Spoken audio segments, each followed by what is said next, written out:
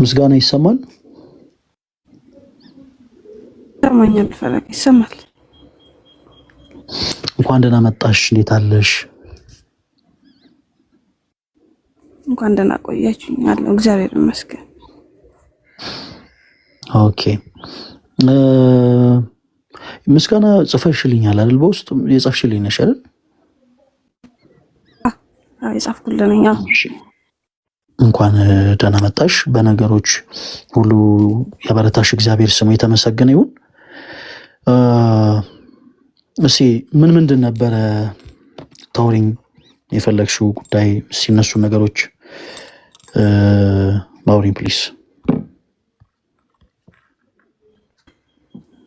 እሺ ያው እኔ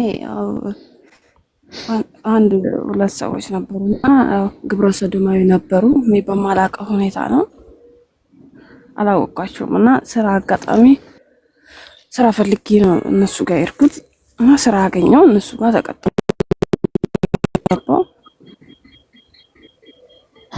ስራ ተቀጥሬ እነሱ ጋር ስገባ በጣም በቃ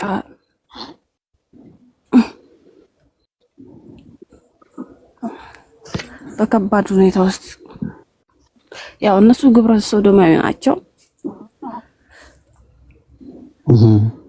ከባድ ነው ፈለገ፣ ከባድ ነው። በጣም ከባድ ነው። ምን በቃ አሁን ላይ ኦኬ እሺ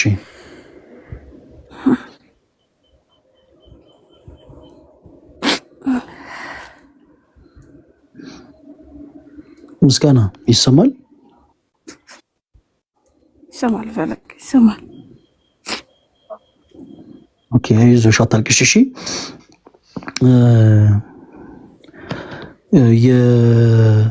በተመሳሳይ ጾታ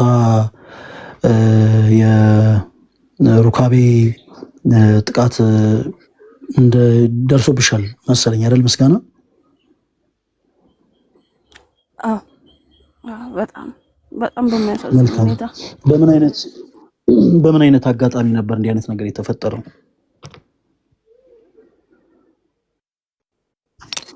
ያው እኔ መጀመሪያ አላወቅኳቸውም ነበር እንደዚህ እንደሚያደርጉ አላወቅኩም። ያው አንዳንዴ ግን ያው ውስጥ የሚያደርጉትን ነገር ስመለከት በጣም ሀዘን ነበረ። ማለት ሰው እንዴት እንደዚህ ያደርጋል ምንድን ነው ብዬ ለራሴ ጥያቄ ፈጥሮብኝ ነበረ። ግን ችላ ነበረ፣ በጣም ችላ እላለሁ። እና የሆነ ቀን ጠዋት ስራ እንድገባ አዘዙኝ ማለት ነው። ከዛ ስራ ገባው ጠዋት። ልክ ስራ ስገባ በቃ የግቢው ካሜራ ምናምን ሁሉ ነገር የድርጅቱ ካሜራ ምናምን ጠፍቷል። እና አልጠረጠርኩም፣ አይ እንደዚህ እንደሚያደርጉ ምንም አልጠረጠርኩም። የዛን ቀን ሲሄድ እግዚአብሔር ወይ ምን አለ የመኪና አደጋ ደርሶብኝ በሞትኩ። እግዚአብሔር እኔን የሚወድኝ ከሆነ ለምን እንደዚህ አይነት ነገር አደረገብኝ በእኔ ላይ ብዬ በቃ በጣም እኔ ቤተሰቦቼ እኔ በጣም ደሃ ነበሩና 6 ነን። እኔ ለቤቴ የመጨረሻ ልጅ ነኝ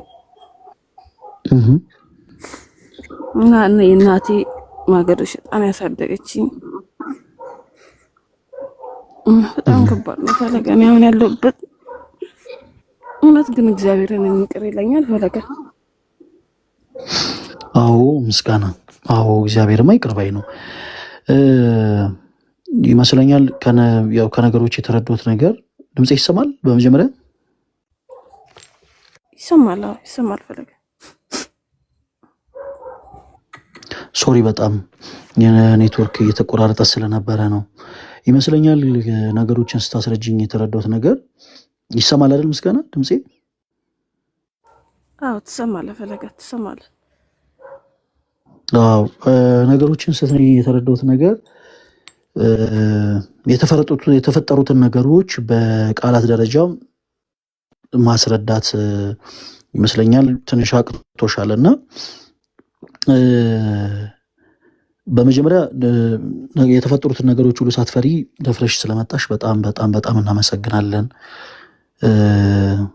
እና እግዚአብሔር አምላክ ይቅር ባይ ነው። መርሳት የሌለበት ትልቁ ነገር መጨረሻ ላይ ካነሳሽው ጥያቄ ስንጀምር እግዚአብሔር አምላክ ይቅር ባይ ነው። እንዲህ አይነቱ ነገር አንቺ ፈልገሹ ከፈቃደ እግዚአብሔር ትእዛዝ ለመውጣት ፈልገሽ ሆን ብለሽ ያደረሽው ነገር ሳይሆን በአጋጣሚ ባላሰብሽው ነገር ባላሰብሽው አጋጣሚ ሰዎች በአንቺ ላይ ያደረሱት ጥቃት ነው። ሰው እንዲህ አይነት ነገሮች በተለያዩ ቦታዎች ላይ በነገራችን ላይ ይከናወናሉ። በዚህ አጋጣሚ ምናልባት ብዙ ሰዎች ገጥሟችሁ እንደሆን በታሪክ ደረጃም ከሰማችሁ በተለይ በህፃናትን በማሳደጊያ ቦታዎች ማደጎ ተብለው በሚጠሩ ቦታዎች ይሄ የእርዳታ ድርጅት ቦታዎች ላይ ይሄ በተለይ የውጭ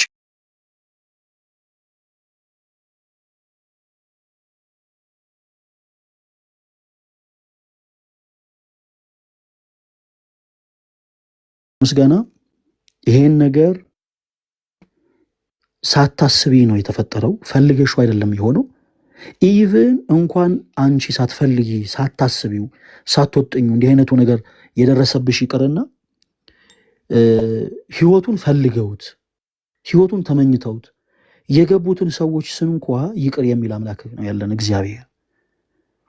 ደጋግመን የምናነሳው አንድ የመጽሐፍ ቅዱስ ጥቅስ አለ። በዚህ በዮሐንስ ወንጌል ምዕራፍ 13 ከቁጥር 6 ላይ ጌታችን መድኃኒታችን ኢየሱስ ክርስቶስ ማበሻ ጨርቅን ወስዶ የሐዋርያትን እግር ሲያጥብ ጴጥሮስ አንተማ እኔን አታጥበኝም ብሎት ነበረ ስለትትና። ከዚህ በኋላ ጌታችን ምንድን ያለው ለጴጥሮስ? ጴጥሮስ እኔ ካላጠብኩህ አጠራም ነው ያለው። በምንም አይነት ሁኔታ ልናልፍ እንችላለን። ምንም አይነት በደሎችን ልንበድል እንችላለን። ክርስቶስን ምንም አድርገን ልናስቀይመው እንችላለን። ነገር ግን ከኃጢአት ሁሉ አጥቦ ሊያነጻን የሚችለው ክርስቶስ ኢየሱስ ብቻ ነው። ክርስቶስ አጥቦ ሊያነጻው የሚችል አጥቦ ሊያነጻው የማይችለው ኃጢአት የለም። ምስጋና መርዳት ያለብሽ ነገር እኔ እንዲሁ በድያለሁ፣ ክርስቶስን እንዲህ አስቀይሜዋለሁ፣ እንዲህ አይነት ነገር በሕይወቴ ተፈጥሯል እና እውነት እግዚአብሔር ይቅር ባይ ነው ወይ ብሎ መጠየቅ ባጭሩ ክርስቶስ አዲስ ኪዳን ማስተስረይ ማለትም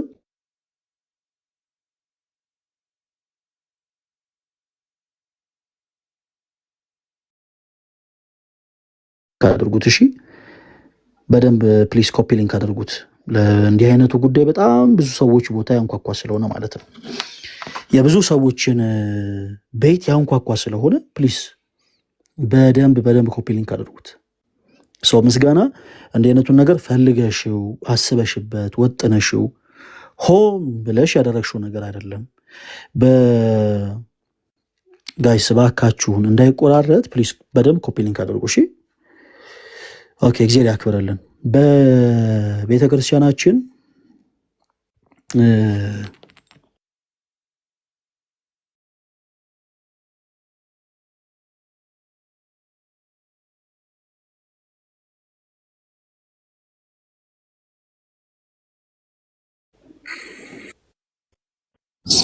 በቤተክርስቲያናችን የኪዳን ጸሎት የቅዳሴ ጸሎት ካለቀ በኋላ ካህናት አባቶች ምዕመናንን ሲባርኩ እንዲህ በላይ ይባርካሉ።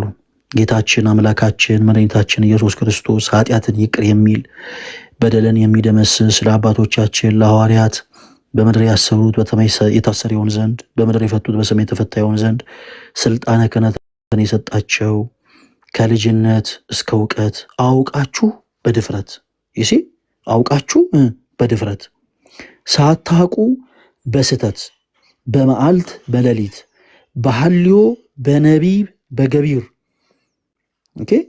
ከሰራችሁት ኃጢአት የማይሰራ ኃጢአት ከኃጢአት እስራት እግዚአብሔር አምላክ ይፍታችሁ ብለው ነው ቡራኬ የሚሰጡት። እግዚአብሔር አምላክ ይቅር ይለኝ ይሆን ወይ የሚል ጥርጣሬ ውስጥ በፍጹም መግባት የለባቸውም። እሺ ምስጋና በፍጹም ክርስቶስ የሚፈልገው ከኛ ጸጸትን ብቻ ነው። በጣም የሚገርመኝን ነገር ብዙ ጊዜ ደጋግሜ ተናግሬያለሁ። ልበ አምላክ ቅዱስ ዳዊትን እግዚአብሔር አምላክ እንደ ልቤ ይለዋል።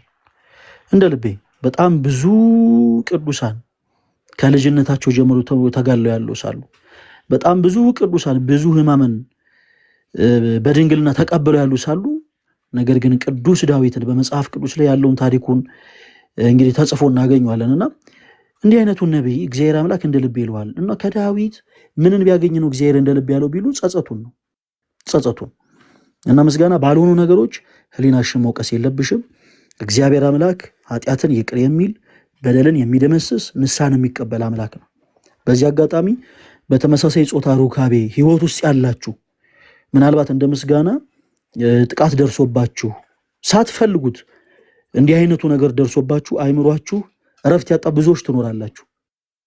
አይምሯችሁ እረፍት ያጣ በጣም ብዙዎች በቃ እንደው ቤተክርስቲያን መሄድ ልችል ይሆን፣ እንደው ከቅዳሴው ጸሎት መሳተፍ ይችል ይሆን፣ ከኪዳኑ ጸሎት መግባት ይችል ይሆን ብላችሁ በጣም አይምሯችሁ እረፍት ያጣ ብዙዎች ትኖራላችሁ። ወደ ክርስቶስ ኢየሱስ ቅረቡ፣ እርሱ ከኃጢአት ሁሉ አጥቦ ያነጻችኋል። ሲቀጥል ምናልባት በእንዲህ አይነት ደግሞ ህይወት ሳትፈልጉት እንዲሁ ደግሞ የቀጠላችሁበት ብዙዎች ትኖራላችሁ። ኦኬ በተመሳሳይ ጾታ ሩካቤ ማለት ነውና በእንዲህ አይነት ህይወት ውስጥ ያላችሁ ጭምር ልባችሁ መመለስን ብቻ ይሻ እንጂ ክርስቶስ ኃጢአትን ይቅር ይላል፣ በደልንም ይደመስሳል። ከእናንተ የሚጠበቀው አምላካችሁን ይቅር በለን ብላችሁ ወደ ክርስቶስ መቅረብ ብቻ ነው። ስለዚህ ምስጋና አሁን ላይ አይምሮች ላይ ያለውን ይሄንን ትልቁን ቁጭት ትልቁን ራስ ምታት እንዴት አድርገን እንፍታው ካልን ራስን ለካህን ማሳየት፣ ወደ ክርስቶስ መቅረብ፣ በንስሐ ህይወት መመላለስ። በቃ ከአንቺ የሚፈልገው ክርስቶስ ጸጸትን ብቻ ነው። በንስሐ ህይወት ከተመላለስን በኋላ በትላንት ማንነታችን የሚከሰን አምላክ የለንም። እኛ ጌታችን ኢየሱስ ክርስቶስን ይቅር በለን ማረን ብለን በእግሩ ስር ከወደቅን በኋላ በትላንት ማንነታችን ትላንት በሰራነው ስራ ትላንት በሰራነው በደል ዳግም እናንተ እኮ በባለፈው እንዲያርጋችሁ ብሎ የሚጠይቅ የሚኮነንን አምላክ የለንም። ስለዚህ ይሄን ልታሰሉት ይገባል።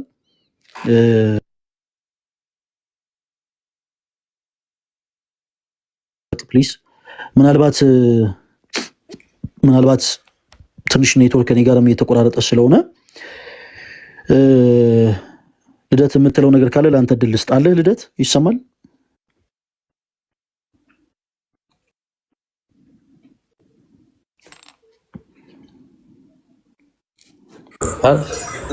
ይሰማል? ድምጼ ይሰማል።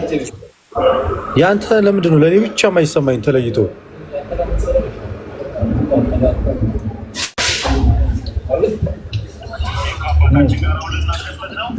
ፈለገ ይሰማል? ያንተ አይሰማኝ። ለምስጋና ምክንያት ነገር ካለ ለአንተ የተወሰኑ ድሎችን ልስጥ። ምን አልከኝ? ለምስጋና የምትላት ነገር ካለ ለአንተ የተወሰኑ ድሎችን ልስጥ። በመጀመሪያ ደረጃ በዚህ መልክ ነገሮች መዘጋጀታቸው ደስ ብሎኛል። ትልቁ ነገር እሱ ነው። በዚህ መልክ ነገሮች መዘጋጀታቸው ሰው እንዲመቱ የሚያወራበት የሚናገራበት ቦታ በመገኘቱ እና በኦርቶዶክሳዊ ለዛ ለመደጋገፍ በመወሰናችን በጣም ትልቅ ነገር ነው። በጣም ደስ ይላል። እግዚአብሔር ይስጥልን፣ ዲያቆን ቃልዮት ያሰማልን። ይቀጥል፣ መቋረጥ የለበትም ብዬ ነው ማምነው። በየጊዜው ሁልጊዜም ሊኖር የሚገባ ነገር ነው እና የእግዚአብሔርን ቃል ከማስተማር ባሻገር እንደዚህ አይነት መንገድ የተጎዱ ብዙ አይነት ነገር ውስጥ ሰው በውስጡ ብዙ ነገር ይዞ ነው የሚሄደውና ብዙ ፈተና፣ ብዙ ችግር፣ ብዙ ህመም ውስጥ ያሉትን ሰዎች እንደዚህ ማገዙ በጣም ጥሩ ነው። በጣም ደስ ብሎኛል። ይበረታታ፣ እግዚአብሔር አምላክ ይርዳን ነው የምለው። በጣም ብዙ ሰው ወደኋላ ሊጎትት ብዙ ወሬ ቢያወራም እኛ ወደፊት ብቻ እየቀጠልን ከመድኃኒዓለም ጋር ከዚህ በላይ እንደምንሰራ አምናለሁ። በጣም ይበል የሚያሰኝ ነው ለማለት ነው። እሺ ቴንክ ዩ ልደት። ምስጋና ምናልባት መጨመር የምትፈልጊው ሀሳብ የምታነሻቸው ጥያቄዎች ካሉ ለአንቺ እድል ልስጥሽ።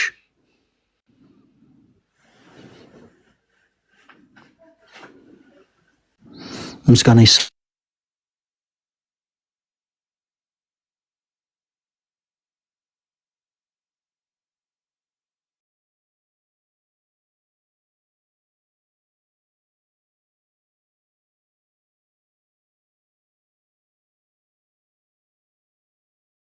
አክቹዋሊ አሁን 6 ወር ምናምን ሆነኛል።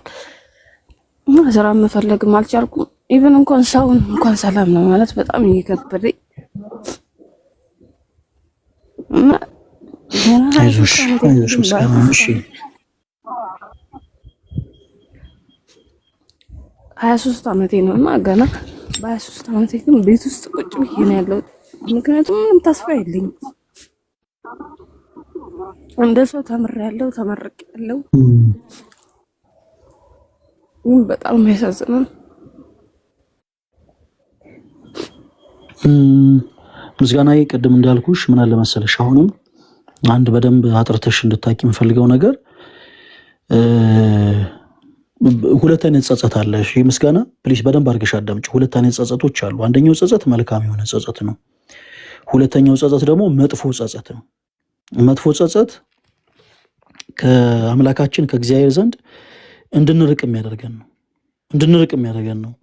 መጥፎ የሆነ ጸጸት ጥሩ አይደለም። የትኛውም በእግዚአብሔር የሚያምን ፍጥረት በአጠቃላይ መጥፎ የሆነ ጸጸት ሊጸጸት አይገባም። ምስጋና አንቺ ባላሰብሽ ሁኔታ እንጀራ ብለሽ በወጣሽበት በተመሳሳይ ጾታ ሩካቤ ጥቃት ደርሶብሻል።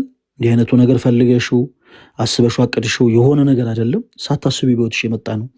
በእንዲህ አይነት ፈተና በጣም ብዙዎች ይፈተናሉ።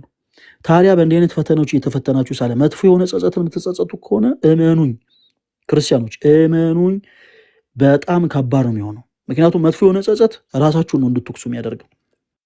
ይሄ ከቅዱሱ መንፈስ ከአምላካችን ከእግዚአብሔር የተቀዳ ጸጸት አይደለም። ስለዚህ ጥንቃቄ ያስፈልጓል። ራሳችሁ እንድትወቅሱ፣ እኔ እኮ ቆሻሻ ነኝ፣ እኔ እኮ ለመቅደሱ አልገባም፣ እንዴት እኔ ቅዳሴ ይሄዳለሁ፣ እንዴት እኔ ነጠላ አድርጌ እንዴት እንደው ጸሎት ሳረጋለሁ፣ እንደው ቤተክርስቲያኑን እርሱት፣ እንዴት ለጸሎትስ እንደው ነጠላ ለብሼ እንዴት እቆማለሁ እንድትሉ ያደርጋቸዋል። ይሄ መጥፎ የሆነ ጸጸት ነው። ምስጋና ይሄ ጥሩ አይደለም። መልካም የሆነ ጸጸት ግን ራሳችን የሚያንደረድረን ነው። ወዴት? ወደ ክርስቶስ የሚያቀርበን። ሰዎች ሆነን እንበድላለን። ያው ከሰው ስተት ከእንጨት ጭስ ከብረትም ዝገት አይጠፋም እና ምናልባት በነፍስ የድፋምነት ስሜት ሲሰማን ምስጋና ከኃጢአት አጥቦ ሊያነጻ የሚችል ሊቀ ካህን አለን። እርሱ ደግሞ ክርስቶስ ኢየሱስ ነው። ስለዚህ ልክ በእንዲህ አይነት መንፈስ ላይ ስንገኝ፣ ልክ በነፍስ የድፋምነት ስሜት ሲሰማን ራሳችንን ወደ ክርስቶስ ልናቀርብ ይገባል። ሰው ገላው እንኳን ሲቆሽሽ እኮ አያስችለውም አይደል? ገላው እንኳን ሲቆሽሽ ውሃ ፍለጋ ይንከራተታል ሰውነቱን ለማጽናት። ስለዚህ ውጫዊ የሆነ ስጋችንን ለማንጻት ይሄን ያክል ውሃ ፍለጋ ከተከራተተን፣ በነፍስ ደግሞ የድፋምነት ስሜት ሲሰማን እጥፉኑ ወደ ክርስቶስ ኢየሱስ ልንቀርብ ይገባል። ምስጋና አሁን ላይ የአንቺ ራስን መውቀስ፣ አሁን ላይ የአንቺ ብቻሽን ተቀምጦ ማንባት፣ ራስሽን መውቀሱ ለየትኛውም ነገር መፍትሄ አይሆንም። በዚህ አጋጣሚ ለአንቺም ምናልባት በአንቺም ደግሞ አይነት ተመሳሳይ ህይወት ውስጥ ላሉ ሰዎች መልእክቶችን ላልሰላልፍ። እንደ ምስጋና አይነት ህይወት ውስጥ ያላችሁ እህት ወንድሞች ፕሊስ ሳትፈሩ በውስጥ መስመር መልእክት አስቀምጡልን። እሺ መልእክት አስቀምጡልን።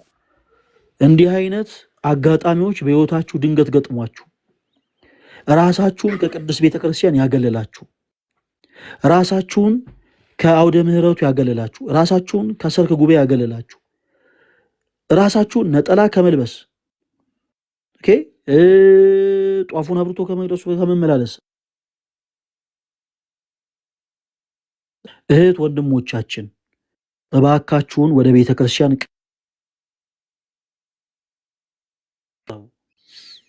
ራሳችሁን በእንደዚህ አይነት አጋጣሚ የተነሳ ከብዙ አይነት ነገር ያገለላችሁ፣ ራሳችሁን በብዙ አይነት መንገድ ያገለላችሁ እህት ወንድሞች ፕሊስ ቅረብ ወደ ቤተ ክርስቲያን። ከኃጢአት አጥቦ የሚያነጻው ክርስቶስ ነው።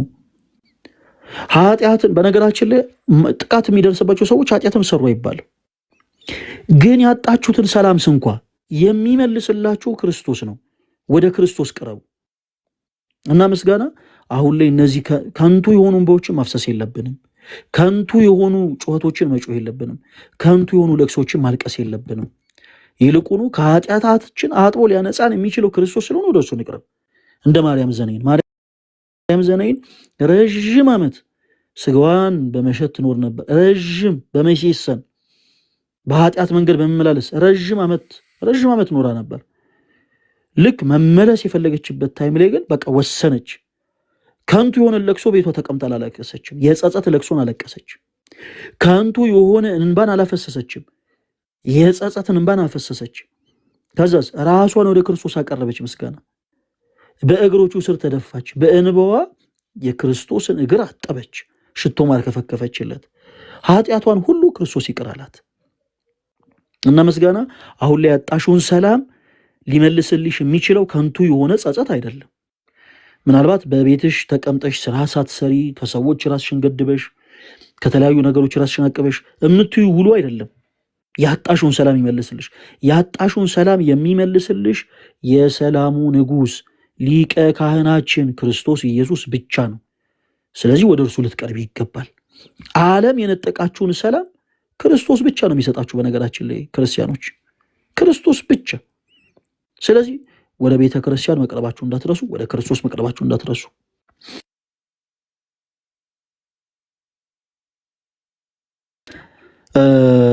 ምስጋናዬ በውስጥ በደንብ እናወራለን።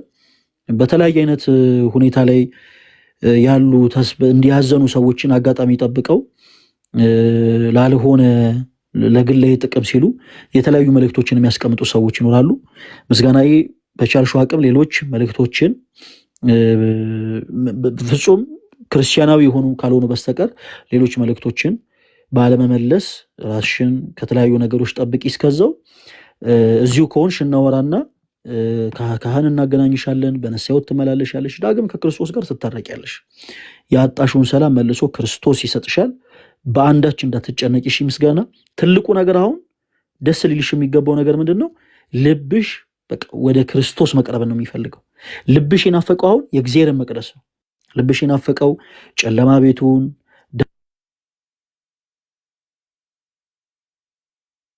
ልብሽ የናፈቀው እግዚአብሔርን ነው።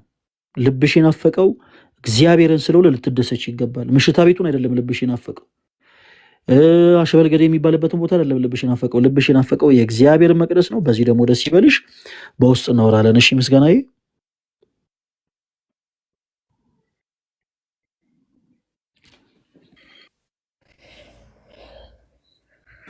እሺ በርቺ።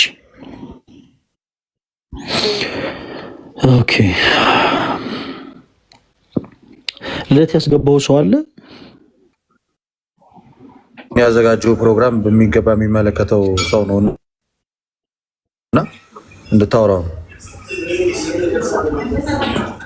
አንተ ድል ሰጥቻለሁ። ትንሽ ኔትወርክ እያስቸገረኝ ስለሆነ ተቀበል አንተ።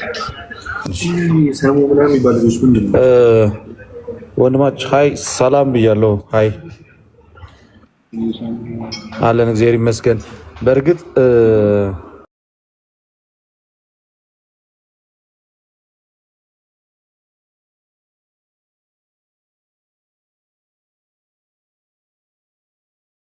አሁን ኦርቶዶክስ ተዋሕዶ ነኝ። የምኖረው አውሮፓ ሀገር ነው። እየተሰቃየሁበት ያለው ሁኔታ ደግሞ በዚህ በግብረ አውናን የሚባለው ነገር ነው እና ይሄ ነገር የጀመርኩት በጓደኞቼ ምክንያት የዛ ኤርትራ ሀገር እያለሁ አንዳንድ ጓደኞቼ ቪዲዮ ያሳዩኝና የ9 ዓመት ልጅ እያለሁ ከዛ በኋላ ያን ነገር ራሴ ላይ ሴፍ ተደርጎ ኢትዮጵያ ስመጣም ኤርትራ እያለሁም እዚህ እያለሁም በሱ ምክንያት ኢቭን ከቤተክርስቲያን ራሱ ርቄ ዲቁና መማር የነበርኩ ልጅ ከዲቁና ትምህርቴን ድርቄ አሁን ራሴን በማሰቃየት ላይ ይገኛለሁ እና ወደ እግዚአብሔር መመለስ ፈልጋለሁ። ግን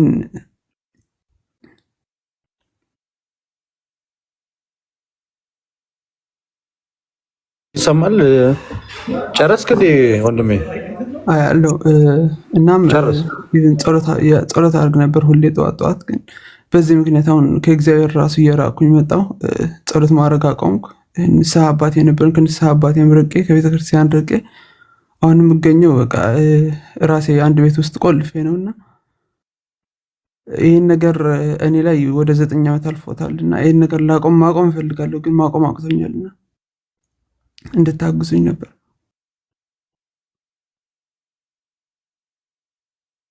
ሰፋ ያሉ ነገሮችን ተናግሬያለሁ፣ አውርቻለሁ ከዚህ በፊት እና በተቻለ አቅም ይሄን ነገር ለማቆም በመጀመሪያ ደረጃ ትልቁ ነገር ጭንቅላት ላይ ነው ያለው። ጭንቅላት ላይ ነው ያለው። ራስን ማሳመንና ራስን ማዘጋጀት በጣም ግዴታ ነው። ሰው ውስጡ ሳያምን በእርግጠኝነት ይሄን ነገር ሳይጠላው ሳይጸየፈው በቃ በደንብ አምርሮ ከጠላውና ከተጸየፈው እዛን ሰዓት ላይ ይሄ ጥላቻው ለዛ ነገር ወይም ይሄ መጸየፍ ወደ ሰውነቱ ይጋባና ሰውነቱ ያን ነገር መጥራት ይጀምራል። ግን በአንድ የሚሆን ነገር አይደለም። አንደኛ ለብቻ ጊዜ አለማሳለፍ፣ በጣም ብዙ ጊዜ ተደጋግሞ የነገርኳችሁ ነው። መንፈሳዊም ሳይንሳዊም እርዳታ አለ።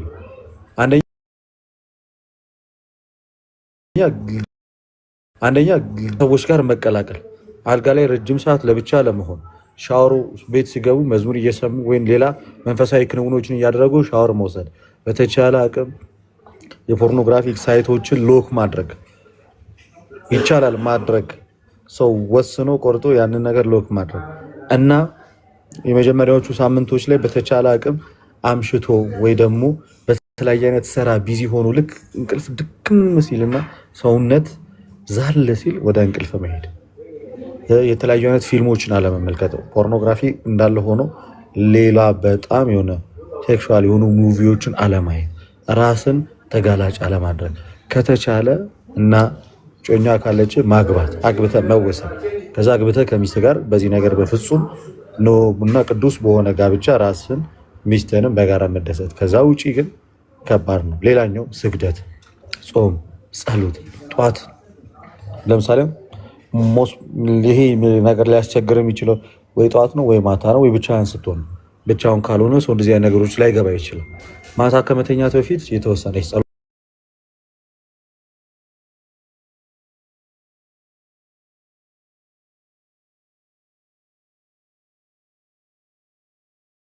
ጠዋትም እንደተነሳ አልጋ ላይ አለመቆየት።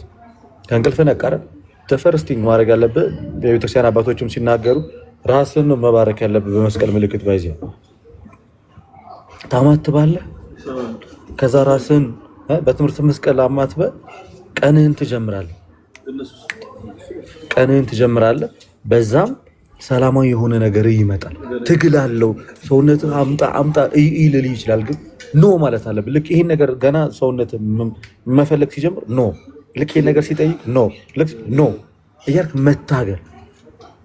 በግልጽ ነው የምናገረው ከይቅርታ ጋር። እኔ በዚህ ዙሪያ ላይ ደጋግሞ የመራቢያ አካላትን አለመነካካት፣ በእጅ ደጋግሞ እጅን ወደዛ ቦታ ላይ አለመላክ። በተቻለ አቅም ዝሙት የምትጋፈጠው ነገር ሳይሆን የምትሸሸው ነገር ነው። ልትሸሸው ይገባል። በጣም በርካታ ሴቶች ያሉበት ቦታ ላይ አለመገኘት፣ የሆነ መጥፎ አይነት አለባበስ የለበሱ ሴቶች ካሉ፣ ሰውነታቸውን የሚያሳዩ ሴቶች ያሉበት ቦታ ላይ አለመብዛት። በተቻለ አቅም መንፈሳዊ ነገሮች ላይ ማሳለፍ፣ የጉልበት ስራ፣ ሰውነትን የሚያደክም ነገር ማድረግ። ሰውነት ሲደክም ሲዝል እንዲህ አይነት ነገር ለማድረግ አትም።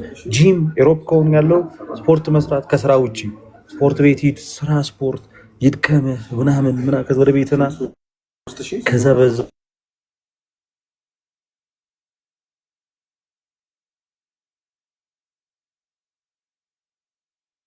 ዘግቶ ነው። አሁን በተመስገን የመጣው የኔ ስልክ ዘግቷል። ከገስት ላይ አስወርዱኝ።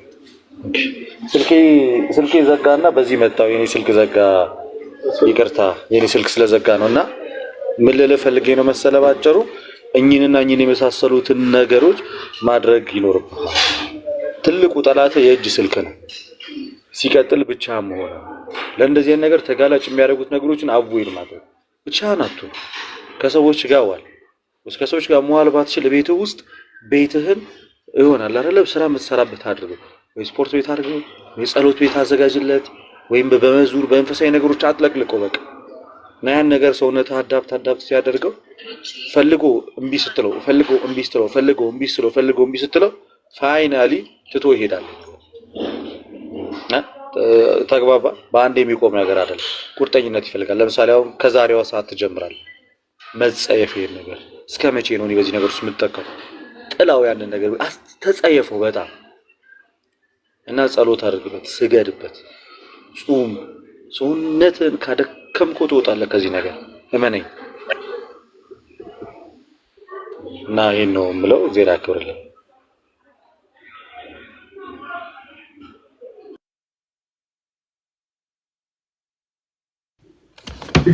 ቴንኪው ለትሻ። ቀጥል ወንድማችን። በጣም አመሰግናለሁ።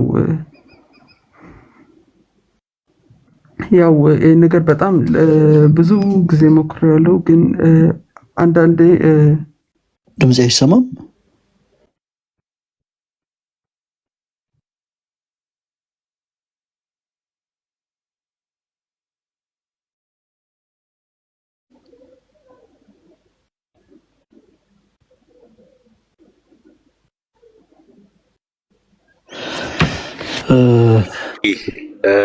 አሁን መታል ዲያቆን ይሰማል። ተሙ ድምጼ አዎ ትሰማለህ።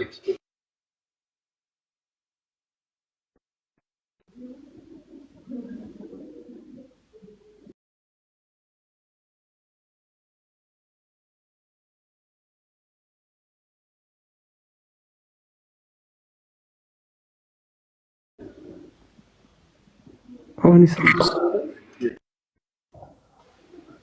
ኦኬ መልካም። በጣም ነው የምናመሰግነው ለትሻ እዚህ ጉዳይ ላይ ስፔሻሊ በጣም ብዙ ሰርተህበታል እና በጣም ብዙም ደግሞ እያተረፍክበት ነው። ከዛ ግን ለብዙ ሰዎች መፍትሄ የሚሆኑ ሀሳቦችን ስላቀረብክልን በጣም በጣም አድርገን እናመሰግናለን። ክርስቲያኖች እንግዲህ በተሻለ አቅም ኔትወርክ እንዳይቆራረጥ የተቻላችሁ እንድታደርጉ በልዑል እግዚአብሔር ስም እንጠይቃለን። ኦኬ ቀጣይ ማን ነው? ሚውዚክ ይሰማል? ያው ይሰማል። ማን ነበር ስም? ሚውዚክ በሚል እንጥራ ይቻላል። ያው እሺ ሚውዚክ ምንድን ነበረ ልታወራን የመጣኸው? እኔም ተመሳሳይ ነው። ታች ከአብርሃም ልጅ ጋር አንድ ጊዜ ሚውዚክ ይቅርታ፣ ከስር ልክ ትልቅ ወንጀል እንደተሰራ ከይቅርታ ጋር ለዚህ ቃል አጠቃቀም የአካኪ ዘራፍ እያላችሁ ያላችሁ ሰዎች ተረጋጉ ፕሊስ። ወንድማችን እፎይ ጋር የገቢ ማሰባሰቢያ እየተደረገ ነው። አዎ እየተደረገ ነው። ከምንም በላይ እርዳታ ይፈልጋል። የሁላችሁም እገዛን ይፈልጋል። እዛ ሄዳችሁ ማገዝ የምትችሉ ካላችሁ ሄዳችሁ ፕሊስ አግዙ። በተመሳሳይ ደግሞ ዛሬ የቀጠርናቸው ቅድም እንደሰማችሁት በግብረ ሰዶሜነት ሕይወት ውስጥ የነበሩ ስጋቸውን በመሸጥ ይኖሩ የነበሩ ከባባድ የሆነ ልምድ ውስጥ የነበሩ ከዛ ሕይወት ደግሞ መውጣት የሚፈልጉ በጣም ብዙ እህቶች ወንድሞች አሉ። እንዲህ አይነቱም ጉዳይ ደግሞ አንገብጋቢ ነው እና ፕሊስ እባካችሁን የሆኑ አንዳች ነገሮችን ስትናገሩ አርቃችሁ አስባችሁ ብትናገሩ ጥቅቅር ነው፣ አሪፍ ነው ማለት የሆኑ ነገሮችን ልክ ባለቤቱ ቅር ላላለው ነገር እንግዲህ እፎይ ለእኛ ወንድማችን ነው፣ እኛ እንግባባለን። ባለቤቱ ቅር ባላለው ጉዳይ ላይ የእናንተ አካኪ ዘራፍ ማለት አግባብ አይመስለኝም። እንዲህ አይነቱ ጉዳይ አንገብጋቢ ነው። በተመሳሳይ እዚህ ጋርም ደግሞ ያሉ የእህት ወንድሞቻችን ጉዳይ አንገብጋቢ ነው። የሰዎች ነፍስ ግድ የማይላችሁ ከሆነ እሱ እንግዲህ የእኛ ጉዳይ አይደለም። ከዛ ውጭ ግን አጉል እንደው እገሌን ወዳጆች ነን እገሌን ደግሞ እንደው እንትኖች ነን ምናምን ባትሉ ጥሩ ነው። ለእኛ እንዲህ አይነቱ ነገር አዲስ አይደለም። ሲጀመር አሁንም ከዚህም በመቀጠል የምናገረው ነገር ፕሊስ ተረጋጉ እሺ። አንዳንድ ጊዜ እዚህ ጋር እየተወራ ያለው ምንድን ነው? ለምሳሌ እዚህ ጋር ሰዎች ተሰብስበው እያለገጡ ቢሆን እየቀለዱ ቢሆን እዛ ጋር እርዳታን የሚሻ ወንድማችሁ ሳለ እንዴት ትቀልዳላችሁ? እንዴት እዚህ ጋር ታፊዛላችሁ ይባላል። እዚህ ጋር ደግሞ በተመሳሳይ ያሉት እጅግ በጣም የኛን እርዳታ የሚሹ ወንድም እህቶቻችን ነው እየመጡ ያሉት። ስለዚህ ተረጋጉ፣ ኦኬ ተረጋጉ። ስለዚህ የሚፈልግ ሰው መርዳት የሚፈልግ በዚህ አጋጣሚ ምናልባት ካልሰማችሁ ወንድማችን እፎይና ወንድማችን ጰላዲ ጋር ሄዳችሁ የሁላችሁንም የክርስቲያኖች እገዛና እርዳታ ስለሚሹ ሄዳችሁ ሰፖርት ማድረግ የምትችሉ ሂዱና አግዟቸው እሺ። ከዛ ውጭ ግን አግዘውም እዚህ እየመጡ ያሉ ምናልባት እንዲህ አይነቱን ፕሮግራም ደግሞ የኔም ጉዳይ ጭምር ነው ብላችሁ እየተከታተሉ ያሉ ደግሞ ሰዎች ካሉ በቻላችሁ ታቅም ፕሊስ ባትረብሹ እና የእናንተ ኮሜንት ሴክሽን ላይ ሪምቧ ማለት አካኪ ዘራፍ ማለት የሚያመጣው ለውጥ ስለሌለ በቻላችሁ ታቅም ተረጋጉ። ዛሬ ለሆነ ሰው ገቢ ይሰባሰባልና እዚህ ጋር ከግብረ ሰዶም ሕይወት ነፃ መውጣት የሚፈልጉ ሰዎች የራሳቸው ጉዳይ ሲፈልጉ ዛሬ አይምጡ አይባልም። ኦኬ ስጋቸውን በመሸጥ ይኖሩ የነበሩ እህቶች የራሳቸው ጉዳይ ዛሬ አይምጡ አይባልም። ተረጋጉ እንዴ፣ ቀዝቀዝ አድርጉት እንጂ እንዴት ነው ነገሩ? ኦኬ ሶሪ ሚውዚክ እንዲህ አይነት ነገሮችን ስለተመለከትን ነው። ልደት አለ ይመስለኛል፣ ተመሳሳይ ጉዳይ ነው። ልደት ካለ ልደት ቅድሚያ ልስጥ። ልደት አለ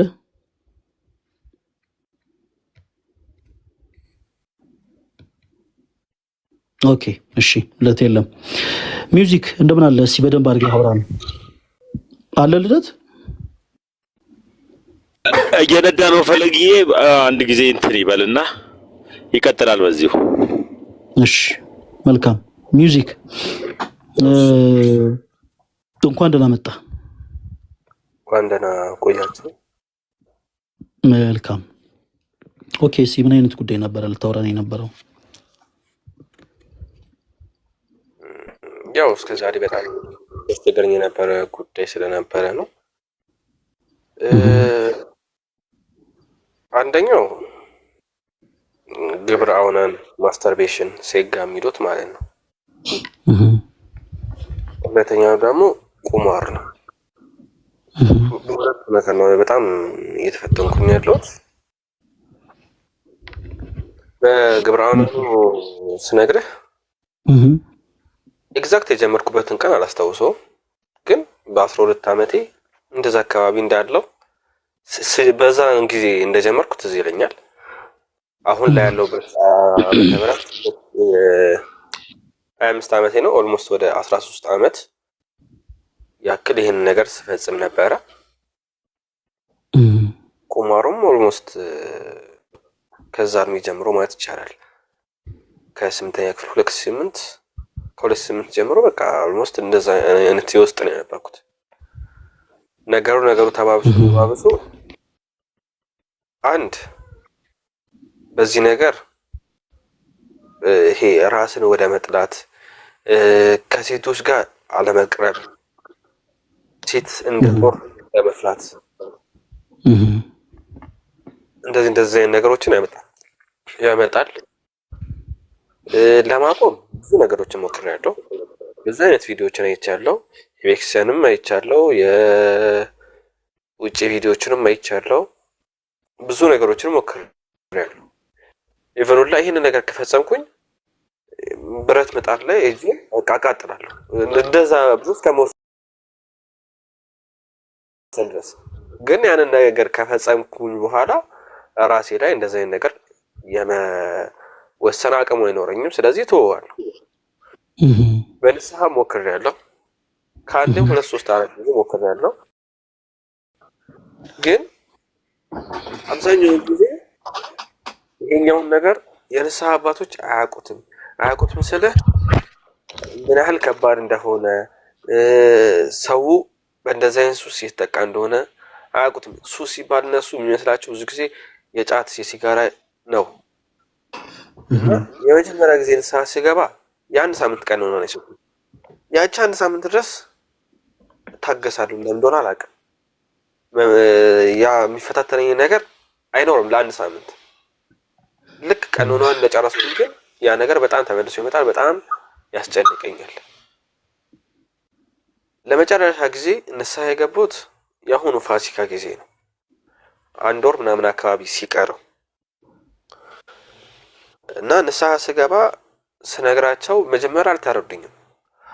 13 ዓመት በዚህ ሱስ ቆይቻለሁ ስላቸው የምን ሱስ አሉኝ። እና ከዚህ የተረዳሁት ነገር ምንድነው? የንስሐ አባቶች ራሱ ሱስ እንደሆነ አላወቁትም። ይሁን አላውቅም። ከዛ በደንብ አስረዳኋቸው። ግብረ አውናን የሚባል እንደዚህ ስላቸው በጣም ነው የደነገጡት። የንስሐ አባቴ ንስሐ አባት ሳይሆን በቃ ንስሐ ዝም ብዬ ገብቼ ነው እሳቸው ስለማውቃቸው ምናምን በጣም ደንግጠው ይሄ እኮ በጣም የሚያስቀጽህ ነገር እንደሆነ በጣም ከባድ ነገር እንደሆነ ነገሩኝ። ከዛ ይሄንን 1 ወር ነው ይሄ ቀኖና እንግዲህ 1 ሳምንት ምናምን ሲሰጥ ነው እስካሁን ሲሰጠኝ የማውቀው ንስሐ ስገባ ይሄን 1 ወር አሉኝ። የመጀመሪያዎቹ 2 ሳምንቶች ለመርኩት። 2ኛ፣ 3ኛ፣ 4ኛ ሳምንት ላይ እየከበረ ይመጣ። ከዛ በቃ ግን በጣም እቋቋመዋለሁ። እንዲህ እንደሆነ አላውቅም። ጸሎት አደርጋለሁ፣ ስግደት አለ፣ ጾሙ አለ። የፋሲካ ጾም ስለሆነ ጾሙም ነበር። ልክ ቀኖና ያለቀው የጾሙ እንትን ከመግባቱ በፊት ማለት ነው። ህማማት ከመግባቱ በፊት ነው ቀኖና ያለቀው። ያችን 1 ሳምንት ምንም የፈጸምኩት ነገር የለም። ልክ ፋሲካ ከገባ በኋላ ግን ድጋሚ ወደዛ ነገር ተመለስኩኝ። ግራ ገባኝ። እኔ እስከ ዛሬ ድረስ ያቆምኩት 1 ሳምንት ነው። በጣም በረጅም ጊዜ ያቆምኩኝ የምለው 1 ሳምንት ነበር። ልክ ይሄኛው ግን 1 ወር ሲሞላኝ በቃ አቆምኩኝ ብዬ ነበር። በቃ ከዚህ በኋላማ አይመጣም ብዬ ነበር። ልክ ከፋሲካ በኋላ ልክ ፋሲካ እንዳለፈች በሰኞ ዕለት በማክሰኞ ዕለት ይሄን ነገር ሳረግ ግን አቆምኩ። በቃ አቃተኝ። ቁማሩም ልክ እንደዚሁ አቁሜ በዛኑ ቀን የጀመርኩት። ሁለተኛ ነገር ደግሞ ይሄን ነገር የምፈጽመው አብዛኛውን ጊዜ እንዴት ነው? ቁማር እጮታለሁ፣ ቤቲንግ እጮታለሁ፣ እበላለሁ። ስበላ እናደዳለሁ። ከዛ ራስን አረጋጋ የሚለኝ ስሜት የሚሰማኝ ያንን ነገር ስፈጽም ነው። ጭንቅላት ያመነው ነገር ማለት ነው። ያንን ነገር እፈጽማለሁ፣ እረጋጋለሁ። እንዴት ነው አላውቅም። በቃ ሁሉ ነገር የራሱ ጉዳይ። ይሄ ምንም አይነት ጉዳይ በቃ ከዛ በኋላ የሚወጡ ነገሮች ይሄ ያው ቁማር የምጮተው ሰራተኛ አይደለሁም፣ ተማሪ ነኝ። በቤተሰብ ብር ጮት የምችለው ያንን ነገር ካጠፋው በኋላ የራሱ ጉዳይ ገደል ግባ ክፈል ሁሉም ገደል ግባ ስሜት ነው የሚሰማኝ ያንን ነገር ከፈጸምኩኝ በኋላ ማለት ነው። ያ እረፍት ይሰጠኛል። ግን እረፍት የሚሰጠኝ ያችን ለሌት አድሬ ጠዋት እስክነሳ ድረስ ነው። ከዛ በኋላ ጭንቀቱ ምኑ እየጨመረ ይመጣል። ተስፋ ያስቆርጣል። በቁማሩ ምክንያት ከቤተሰብ ጋር ተጣልቻለሁ። በኢንቦክስም ብዙ ነገር ነግሬሃለሁ። ከፋሚሊ ጋር ተጣልቻለሁ። ትምህርቴን አቋርጫለሁ። ፋሚሊ ማለት ተስፋ ቆርጧል። በቃ ይሄ ገንዘብ ምናምን ማጣ ልጅ አይደለሁም። ይሄ ገንዘብ የሚቸግረኝ ይሄ የደሃ ልጅ ባይ ልጅ አይደለሁም። በቃ አባቴ እኔን ቅብር አድርጎ ሊያሳድግ የሚችል አባት ነው ያለኝ። ግን እኔ የገባሁበት ነገር ልክ አይደለም። አባቴ ከዚህ በኋላ ተሻሽያለሁ ተለውጫለሁ ለማለት ራሱ ምንም አፍ የለኝም። ብለወጥ ራሱ አያምነኝም። ምክንያቱም ብዙ ጊዜ ተለውጧል ብሎ አስበው ወደዛ ነገር ጋር ብቻ አሳፍሬዋለሁ። ከዚህ በፊት በቁማር ምክንያት ራሴን ላጠፋ በረኪና ጠጥቼ ምናምን ሆስፒታል ገብቼ ምናምን ወጥቼ አውቃለሁ። ይሄ ማለት ከሁለት ዓመት ከሁለት ዓመት በፊት ያንን ነገር ከፈጸምኩኝ በኋላ ደግሞ ለዛ ጭንቀቶች ሲመጡ ከፋሚሊ ይሄ ተስፋ እንደቆረጡብኝ ምናምን ሲሰማኝ ፋሚሊ ሲያመነጫጭቀህ በዚህ በኩል ደግሞ ጭንቀቱ ሲያጨናንቅህ ቢሰማህ በቃ ራስን አጥፋ እንደተገላገል አይነት ስሜት ነው የሚሰማህ። ከዛ ደግሞ ያችን ስቃይ አውቃታለሁ፣ እፈራለሁ። ከዛ በዚህ በኩል ደግሞ ማለት ነው ንስሐ ገብቼ ቀኖና መሰጠኝ። የፋሲካ 1 ወሯ ያየሁት ይሄ የሜክሳን ላይፍ አለ አይደለ? ይሄ መንፈሳዊ ላይፍ ያ ላይፍ ደግሞ በጣም እንደሚጣፈጥ ይሄ ሰላም ያለው ኑሮ አለ አይደለ? ምንም ነገር እኮ እጄ ላይ የለም። ከበፊት ያገኘሁት ነገር ምናምን እኮ የለም። ግን ሰላም ያለው ኑሮ ያቺ ህይወት ደግሞ ትዝ ትለኛለች። እስኪ ፈጣሪ ይቅርልኝ አውቃለሁ። ግን በምን አይነት ኃይል ልበለስ? ጉልበት አጠረኝ፣ ጉልበት አጣው። እንደነገርኩ ብዙ አይነት ነገር ሞክሬያለሁ። ልክ እንደዚህ ስሜት ሲመጣባችሁ ተነስታችሁ ስገዱ ምናምን አቅም አይኖርህም። በቃ ብዙ ሰዎች አሁን የሚረዱት አቅም አይኖርህም። በቃ ቀላል ነገር ነው፣ እጅ ላይ ያለ ነገር ነው። ተነስቶ ከመስገድ ይልቅ ለብዙ ሰው የሚቀለው ያን ነገር ፈጽመው ፈጣሪ ይቅር በለኝ ማለት ነው የሚቀለው። እና አላቅም ብቻ እንዲህ እንደሚሆን አላቅም።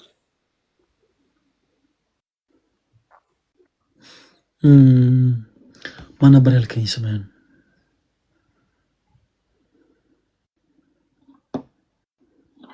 ፕሊስ አታልቅስ እና ማን ነበር ያልከኝ ስምህ? እጹብ።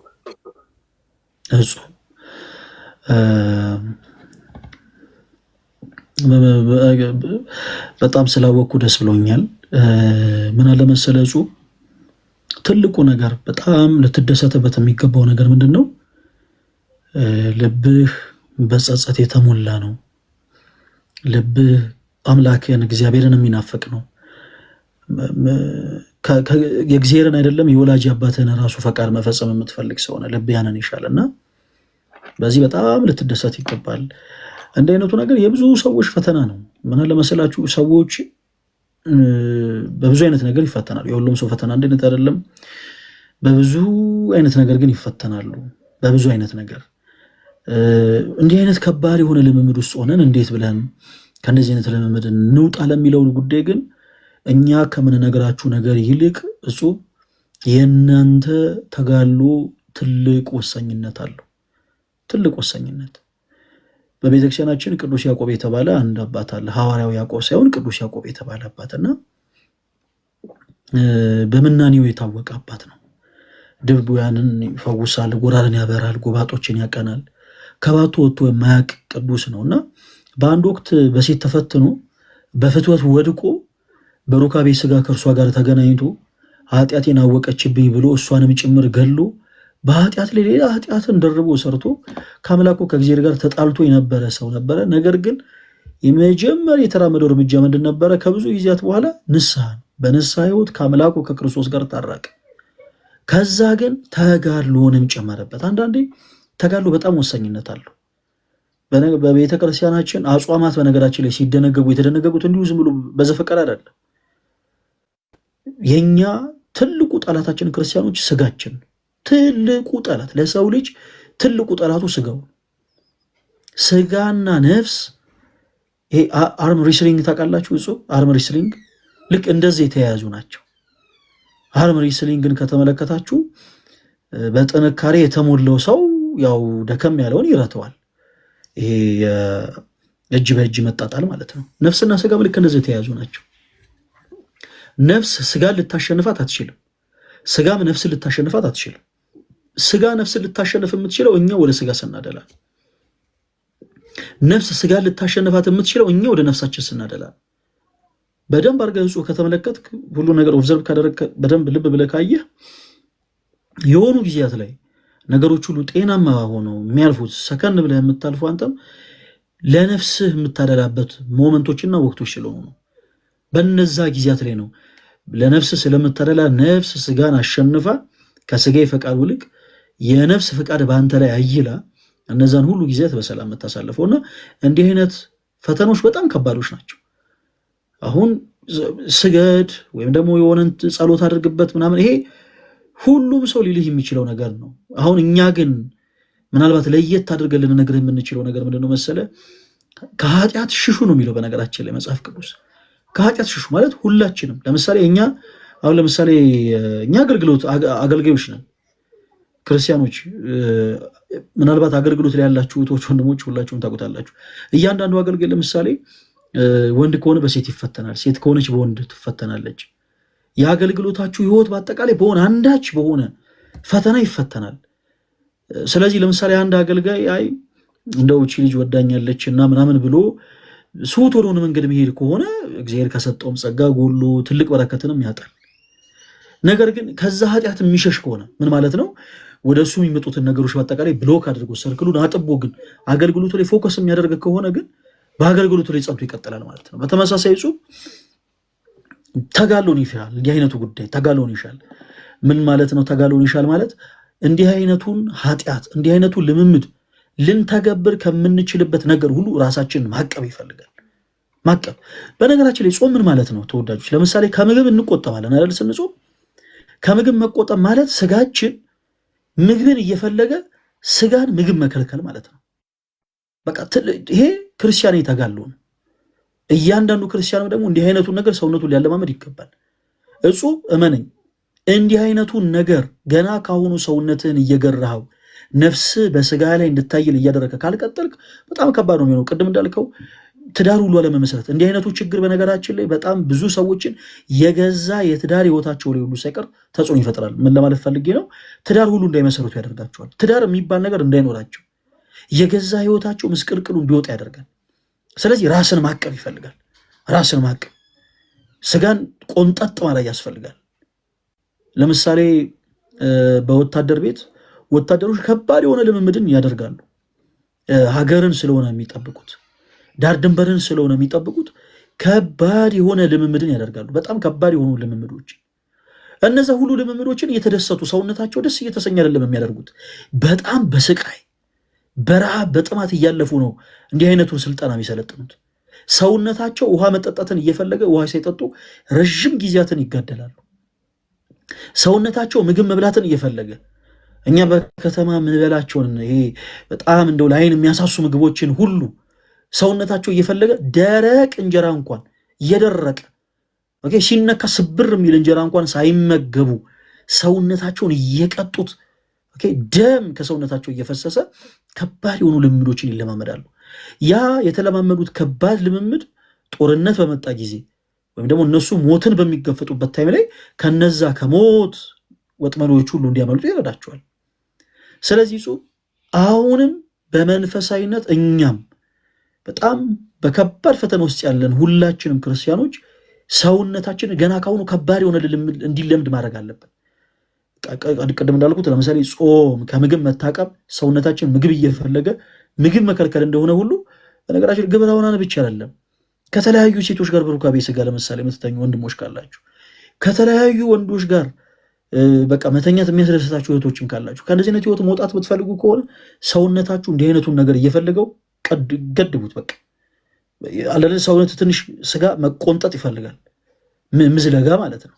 በቃ የግድ እየታገላችሁ ቢሆን የግድ በቃ መታገል አለባችሁ፣ የግድ መታገል አለባችሁ። ሲቀጥል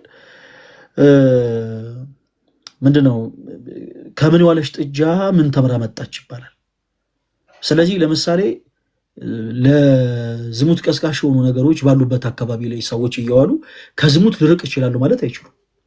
እኔ ከዝሙት ምንም ችግር የለም መራቅ ይችላል ማለት አይችሉም። ይሄ ማንም ሰው በኮንፊደንስ እንደፈለገ ቢናገር ሊርቅ የሚችለው ጉዳይ አይደለም። መጽሐፍ ቅዱስ ከኃጢአት ሽሹ ነው አይደለም የሚለው፣ እንሽሽ። ለምሳሌ አንድ ሰው ስጋ ቤት በሄደ ቁጥር ስጋ በቃ የሚበላ ከሆነ የሚሳሳት ከሆነ ስጋ ለመብላት በቃ በመጀመሪያ ማድረግ ያለበት ትልቁ ነገር ወደ ስጋ ምግብ ቤት ቦታዎች አለማዘውተር ነው፣ አለመሄድ። ሰውነቱ መጾም የሚፈልግ ከሆነ እግሮቹ በመጀመሪያ መግታት አለበት ማለት ነው። ወደዛ ቦታ ለመሄድ እግሮቹ ከሄዱ በኋላ እጆቹ መዘንዘራቸው ስለማይቀር አፋቸው መለመጣቸው ስለማይቀር እጅና አፉ ስህተት ከመስራታቸው በፊት እግሮቹ መገደብ አለበት ማለት ነው። ስለዚህ ከእንደዚህ ነገር ሽሹ ማለት ጋይስ አምልጡ ነው። ብራዘር ሮጣችሁ አምልጡ። በቻላችሁት አቅም ከእንደዚህ አይነት ነገሮች ራስን ለመቆጠብ ስጋን መቆንጠጥ ያስፈልጋል። ስጋችሁን ስትቆነጥጡ ነፍስ ታይላለች። እመኑኝ። በእንደዚህ አይነት በጣም ከባድ ፈተናዎች እየተፈተናችሁ ያላችሁ እህቶች ወንድሞች፣ ስገዱ ሲባል ስግደትን ብቻ ፎከስ አታደርጉበት። ስጋችሁን አብዝታችሁ እንዲራብ አድርጋችሁ ቅጡት፣ እንዲራብ። ምክንያቱም ስጋ በቆሰቆለ ጊዜ ነፍስ ታይላለች። ገዳማውያን አባቶቻችን በቀን አንድ ጊዜ እህል የሚቀምሱት በነገራችን ላይ ወዶ አይደለም የሚያጨበጭብላቸው የሆነ አካል ኑሮ አይደለም። በቀን አንድ ጊዜ እህል የሚቀምሱት ክርስቲያኖች በቀን አንድ ጊዜ እህልን የሚቀምሱት ስጋቸውን ለመቅጣት ነው። ይሄ ፈተና የሆነ ስጋቸው አያችሁ፣ የገዳሙን ኑሮ አልሻም እንዳይል ከገዳሙ ዓለም ልውጣና የዓለሙን ጫጫታ ልስማ እያለ እንዳያስቸግራቸው ስጋቸውን ይቀጡታል። በምን? በምግብ በቻሉት አቅም ይቀጡታል። የደከመ ስጋ ላይ ደግሞ ነፍስ ማየል ትችላለች። አያችሁ፣ እብሪተኛ አይሆንም ሰው ልክ ስጋውን በቀጣ ቁጥር ነፍሱ ባየለች ጊዜ እብሪተኛ አይሆንም። ዘራፍ አካኪ ዘራፍ አይልም። ሰው ነገር እንኳን ሲፈልገው አንገቱን ስብር አድርጎ ማለፍን ይመርጣል። ሰው መጥቶ በላዩ ላይ ሊያይልበት እንኳን ሲሞክር ራሱን ዝቅ አድርጎ ይቅርታ ጠይቆ ያልፋል። እንዲህ አይነት ሰዎች ከገጠሟችሁ መኑ ስጋቸውን የቀጡ ሰዎች ናቸው። ስለዚህ ጹቤ ሌሎችም ሰዎች እዚህ ውስጥ ያላችሁ ወንድሞቻችን በአጠቃላይ ስጋችሁን ልትቀጡት ይገባል። ስጋችንን ካልቀጣ ነው ሁላችንም በአገልግሎት ላይ ያለነው እኛም ምዕመናን የሆነ ሌሎችንም ሁላችንም ስጋችን ካልቀጣ ነው በስተቀር ከስጋዊ ፈተኖች ልንሸሽ ልንርቅ አንችልም። ይሄ ሁሉም ሰው ሊገነዘቡ የሚገባ ነገር ነው። ሁሉም ሰው ሊገነዘቡ። ሌላው ጾም ተጨማሪ የቁማር ህይወት ውስጥም እንዳለ በጣም በሚገርም ሁኔታ ደግሞ ጉዳዩ ተያያዥ እንደሆነ በቁማር ውስጥ ሆነ ተወሰኑ ነገሮች ስትበሳጭ እንደ መፍትሄ ወደዚህ ነገር እንደምትገባ ደጋግመ ነገርህናልና እንዲህ አይነት ነገሮች በጣም ብዙ ወጣቶችን በተለይ በዚህ ዘመን በጣም ብዙ ወጣቶችን እያጠቃ ያለ ነገር ነው። ክርስቲያኖች በእንዲህ አይነት ፈተና እየተፈተናችሁ ያላችሁ ወንዶችም እህቶችም በቻላችሁት አቅም በመጀመሪያ ቀደም እንዳልነው ስጋችሁን መቅጣት፣ ኦኬ፣ ነፍስ እንድታይል ማድረግ። ስጋን መቅጣት ማለት በማንኛውም ነገር የእናንተ ስጋ በሚደክመው ነገር ሁሉ አድክሙት። እየፈጠነ ያለ መኪና በነገራችን ላይ በአንድ ጊዜ ለምሳሌ መንገድ የሚሻገሩ ሰዎች ቢኖሩ በአንድ ጊዜ ሰዎችን ላያተርፍ ይችላል። ነገር ግን ፍጥነቱን ቀንሶ እየሄደ ያለ መኪና ግን ሰዎች ላይ አደጋ የማድረስ አቅሙ የዛን ያክል የቀነሰ ይሆናል። ስለዚህ ስጋ ሲመቸው በጣም እየበረረ ያለ መኪና እንደሆነ አስቡት። ስጋችሁን ደግሞ በጾም ስትቀጡት፣ ስጋችሁን በአንዳች ረሃብ ስትቀጡት ደግሞ ፍጥነቱን እየቀነሰ እንደሚሽከረከር መኪና አድርጋችሁ ሳሉት። በዛው ልክ ኦኬ 30 የሆነው በምክንያት ነው ትላላችሁ። 30 የሆነው በምክንያት ለዚህም አለው 30 የሆነው በምክንያት ነው። መቀዝቀዝ ያስፈልጋል። ሌላው ትልቁ መፍትሄ ምንድነው? የትዳር ህይወትን መገንባት ነው። የትዳር ህይወትን መገንባት ክርስቲያኖች በፈቃደ እግዚአብሔር ስሜታዊ ሳትሆኑ ኦኬ ለእንደዚህ አይነት ይሄ አማራጭ ስላጣው ተብሎ የሚገባበት ነገር አይደለም። ለእንደዚህ አይነት ሁኔታን በመቸኮል የሚገባበት ህይወት አይደለም። ትዳር እግዚአብሔር የቀደሰ ህይወት ስለሆነ ከእንዲህ አይነቱ ፍትወት ለመራቅ ሰዎች ይሄ ከተፈጥሮም ስርዓት ውጪ ስለሆነ ማለት ነው ወደ ተፈጥሯዊ ህግ እንዲመለሱ ሰዎች የግድ ትዳር የሚባለውን ህይወት መገንባት ይኖርባቸዋል። ማለት የጮኝነት ህይወትን መመስረት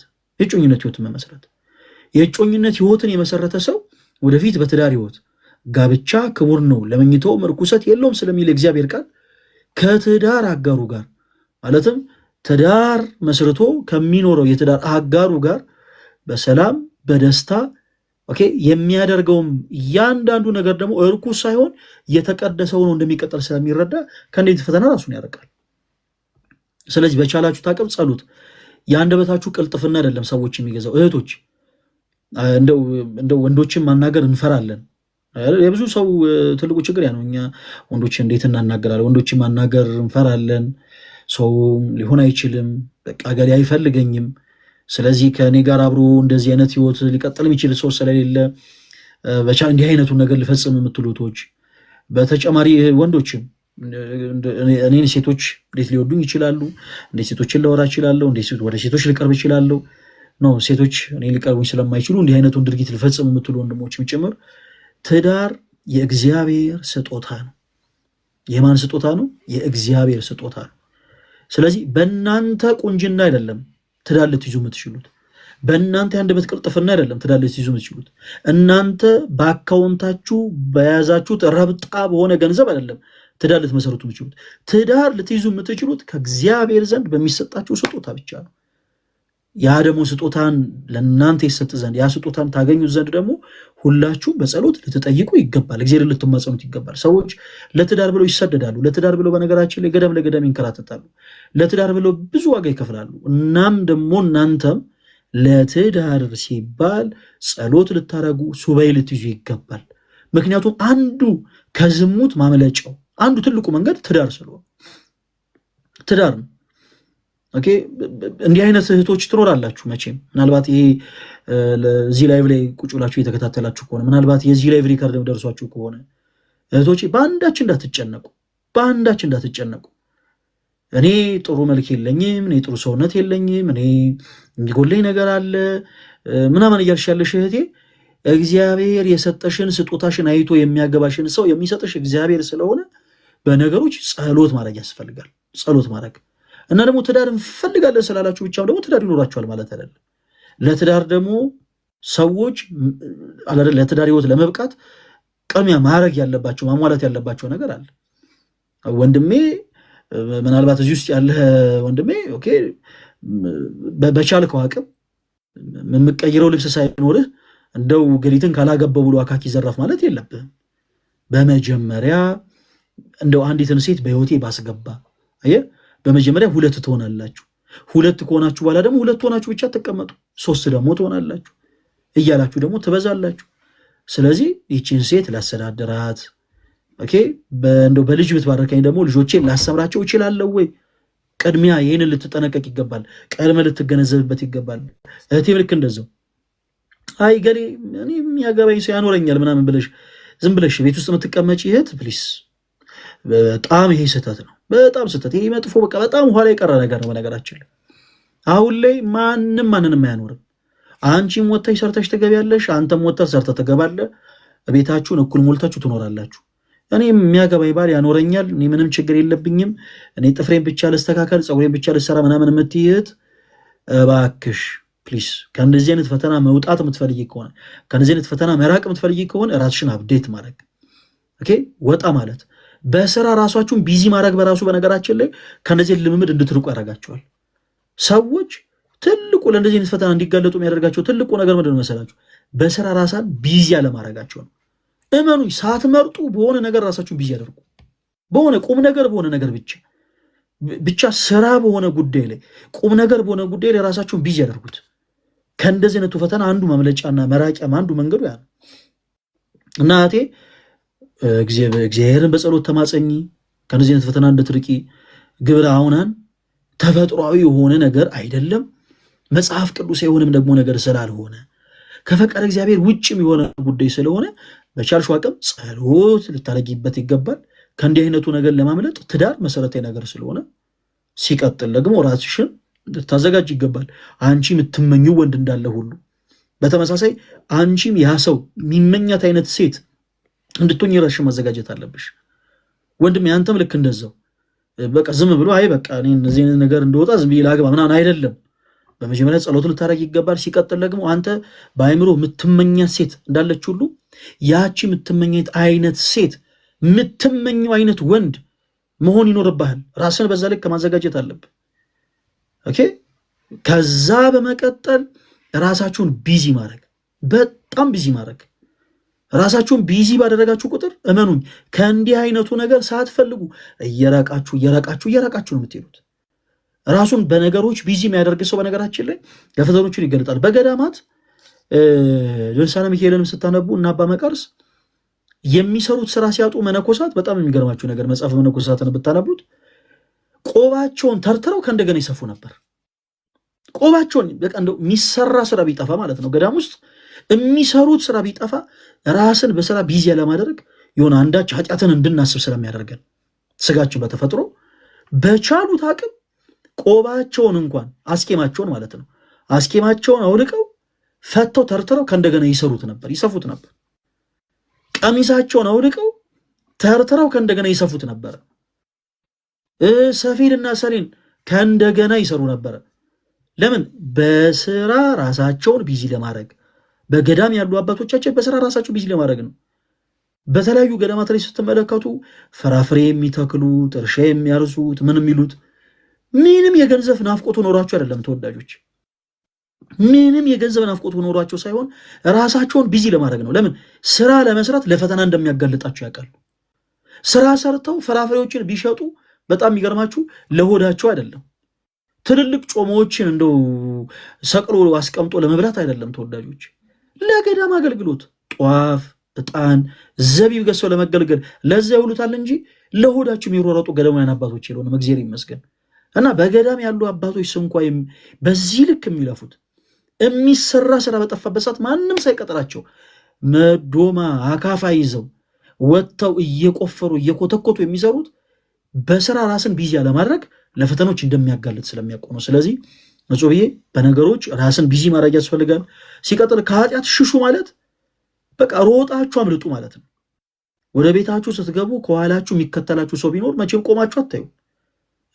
የሆነ ጨለማ ውስጥ ፊቱ የማይታይ የሆነ ግድንግድ የሆነ ነገር ከኋላችሁ ቀስ እያለ የሚከተላችሁ ከሆነ መቼም ጋይስ ሁላችሁም ቆማችሁ አንተ ማነህ ምን እያደረግክ ነው ወዳጅ ምናምን አትሉ።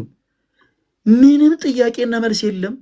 ወይ ኮቴውን ወይ ዞር ብላችሁ እንዳያችሁት ሮጣችሁ እንደምታመልጡ ሁሉ በተመሳሳይ እንዲህ አይነት ነገርም ደግሞ እንዳይፈጠር ኦኬ፣ ምን አይነት ቦታ ስሆን ነው ለእንደዚህ ነገር የምጋለጠው የሚለውን ነገር በመጀመሪያ አእምሯችሁ ላይ በደንብ መዝግቡት። ከዛ ነገር ሮጦ ማምለጥ አለቅ።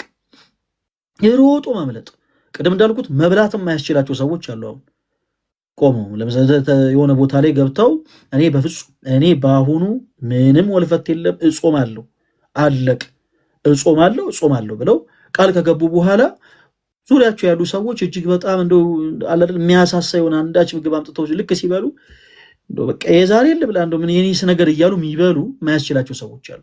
እነዚህ ሰዎች በእነዚህ ፈተና ላለመውደቅ ምንድነው ማድረግ ያለባቸው? ከእነዚህ አይነት ቦታዎች መሸሽ። በተመሳሳይ እኛም ለእንዲህ አይነቱ ነገር የሚዳርገን ነገር መሸሽ፣ ራስን ቢዚ ማድረግ። ኦኬ፣ ራስን ቢዚ ማድረግ። ከሁሉ በላይ ደግሞ ዋነኛው ደግሞ ስጋን በሚገባ መቅጣት። በሚገባ ሁላችንም ይህ ሁላችን ይመለከታል። ስጋችንን ካልቀጣ ነው ነፍሳችን ልታየል አትችልም። ስጋችን ስንቀጣ ነፍሳችን ታየላለች። ነፍሳችን አየለች ማለት የስጋን ባህሪ ታሳስበናለች ማለት አይደለም። ስጋ ሲያይል ትዕቢትን፣ መታጀርን፣ ጸብን፣ ዝሙትን፣ ማመንዘርን፣ ኦኬ ነፍስ ማጥፋትን፣ የተለያዩ ነገሮችን ያሳስበናል። ስጋ ደግሞ ነፍስ ስታይል ደግሞ በንስሐ ሕይወት መመላለስን፣ ሰዎችን ይቅር ማለትን፣ አያችሁ ቅዱስ ስጋው ክቡር ደሙን መብላትን፣ መጠጣትን፣ ራስን ወደ ቤተክርስቲያን ማቅረብን፣ እኒህን ሁሉ ነገሮች ታሳስበናለች። ስለዚህ ጽዬ በእንዲህ አይነት መልኩ እንድትሞክረው በለው ጊዜ ስም ጠይቃለሁ። ትልቁ ነገር ተጋድሎ ነው። በቃ ባጭሩ እኛ ከምንነግራችሁ ነገር ይልቅ ምን ይፈልጋል ብያችኋለሁ የኔ ተወዳጆች? ተጋድሎ ይፈልጋል። በቃ የእናንተን ተጋድሎ። ሁሉም ሰው እንደተሰጠው ፈተና እንደተሰጠው ጸጋ ሊገድል ይገባል። ካልሆነ ግን ፈተና ልንረታ ፈተና ልናንሸንፍ አንችልም። እና ጽዬ ጥሩ እንደተረዳኝ ተስፋ አደርጋለሁ። አዎ ተረድቻለሁ። ለመጨረሻ ጊዜ አንድ ነገር ማውራት ይኖርብኝ አላውቅም። ተማረግ ያልከው በዚች አንድ ይሄ የፋሲካ ጾም ላይ በነበረው ላይ ስለ ኢፖክሲ ስለምንም ስለ ስራም በቃ አስቤ ማር እና ልክ አንድ ሳምንት 2 ሳምንት ሲሆነኝ ማስብ ይሄ ቁጭ ብሎ ወይ ሆነ ቦታ ሄዶ ምናምን ከማሳለፍ ይልቅ ወይ ስራ ምናምን ነገር የመፍጠር አይነት ሀሳብ እየመጣልኝ መጥቶ ነበርና የኢፖክሲም ስራ ምናምን ጀምሬ ነበር። ከዛ እንዳልኩ ያው ከፋሲካ በኋላ ሁሉም ነገር ግፍ አድርጌ ትቼ ምናምን ስንት ውጥንቅጥ ውስጥ ገብቼ ያለሁትና አሁንም ድጋሚ እንዳልኩ ትምህርት ምናምን በክፍያ ምክንያት አቋርጫለሁ። ነገር ያለው ቁማር ምናምን ምክንያት እዳ ምናምን ይኖርብሃል። ቁማር እንስጮት የተበዳደርክ ምናምን ምንጮት እና ድጋሚ አሁንም ያንን ገንዘብ ለመመለስ ብዬ ወደ ቁማር መመለስ አልፈልግም። በስራ መመለስ እንፈልገው ወይ በስራ ወይ መክፈል የሚችል ሰው መጠየቅ አልፈልግም። ማሰራት የሚፈልግ ሰው ካለ ኢፖክሲ ስዕል አድኖ ሊሆን ይችላል፣ ፎቶ ሊሆን ይችላል። አሁን ላይ ድጋሚ መስራት አሁን የጀመርኩት ያለሁት ነገር ስለሆነ ድጋሚ ማለት ነው ያቆምኩት ነገር ስለሆነ ማሰራት የሚፈልግ ሰው ካለ በዚህ ማገዝ ይችላል። እኔ ገንዘብ አግኝቼበት ትምህርቴንም ድጋሚ ብቀጥል ከዛ መለወጤንም በዚህ ፋሚሊና ሴቲ ከፋሚሊ ጋር ደግሞ ወደ ቀርቦ ወደ ነበረኝ ማንነቴ ብመለስ ደስ ይለኛል። ይሄን ለማለት ነው። እዙ በጣም በጣም በጣም ደስ የሚል ነገር ይነገርከን። ኢፖክሲ በምን መልኩ ነው የምትሰራው? ለምሳሌ የአንድ ስዕል በሳይዙ ነው በምንድን ነው የምትሰራው? ዋጋው በተፈለገው ሳይዝ ያው እንደ ሳይዙ እንደ ትልቀቱ እንደ አነስተኝነቱ ነው ዋጋው የሚለያየው። ምክንያቱም ያው እየተለቀ ሲሄድ የሚፈጀው ኢፖክሲም ይበዛል፣ እያነሰ ሲሄድ የሚፈጀው ኢፖክሲም ያንሳል። በዛ ነው ዋጋው የሚለያየው እና የፈለጉት አይነት ስዕል አድኖ ቢላክ መሰራት ይችላል። ስጦታ ለምሳሌ ሲጀምር እኔ የጀመርኩት ስንት ነው?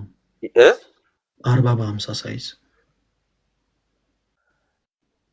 እኔ እንጃ። አሁን ላይ ሂሳብ ካልኩሌት በጭንቅላቴ ማድረግ አልችልበትም። ካልኩሌት ተደርጎ ነው የሚወጣው።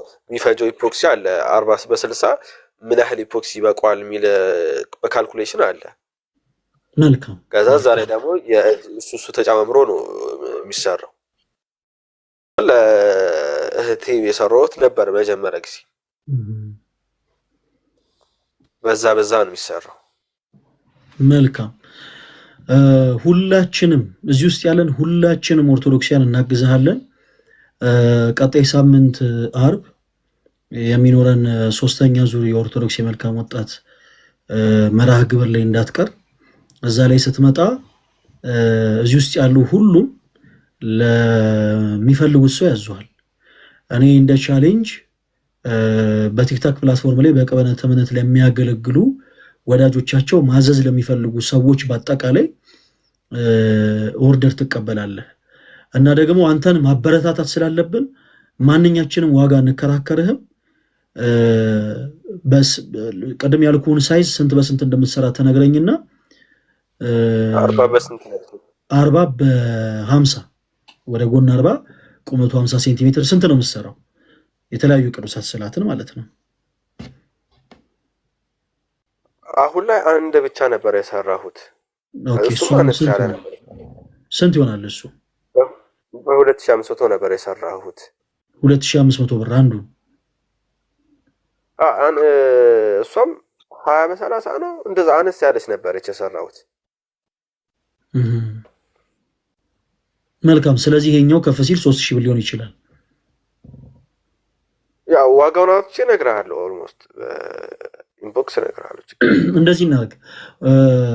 አንዱን ምናልባት አሁን እንበልና 3000 ብር ለምሳሌ ቢያወጣ አሁን በምሰራው ስራ እኔ በእጥፍ አሸጥልሃለሁ በ6000 ብር አንዷን ስዕል በ6000 ብር። አሁን እያልኩ ያለሁት ስራው 3000 ብር ካወጣ ማለት ነው።